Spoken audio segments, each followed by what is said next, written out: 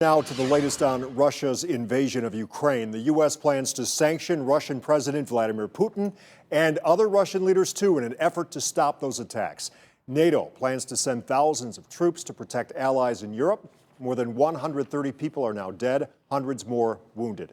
Ukrainians who call Northeast Ohio home continue to hold prayer services for people in their homeland and for those who have fled.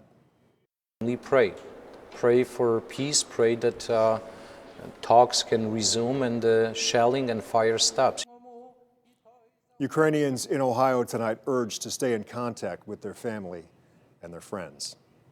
And even though President Biden made it quite clear our troops will not be going to Ukraine, it does not mean we will not feel an economic impact from Russia's invasion. News 5's DeLon Dillard explains the financial impact of the crisis.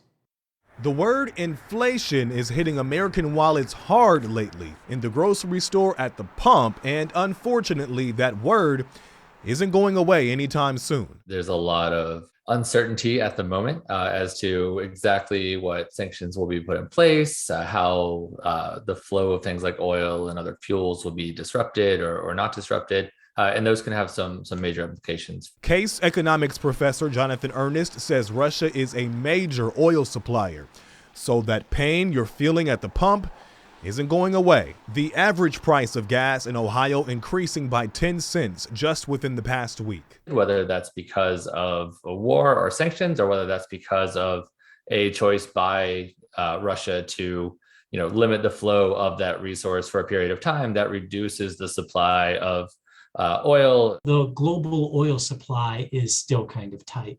And then you have this uncertainty about what's going to happen with Russia and Ukraine. And that throws a lot of other uncertainty into the mix. That fear of uncertainty is trickling down to Wall Street. After a roller coaster week when stocks fell sharply Thursday, I'm told we could see similar issues for weeks to come. One of the things that investors love is stability. And when we think about uncertainty, it really rocks that. And we tend to have a lot more uncertainty when there's a lot more variability, but also when there's just not a clear path of what actions will be taken moving forward. Ernest adds this could mean an increase in goods and services overall also. The inflation rate is already over 7%, but as things progress overseas, we could see some relief. That'll clear up some as we figure out exactly, what sort of sanctions might go into place, what sort of restrictions might be in place. DeLon Dillard, News 5.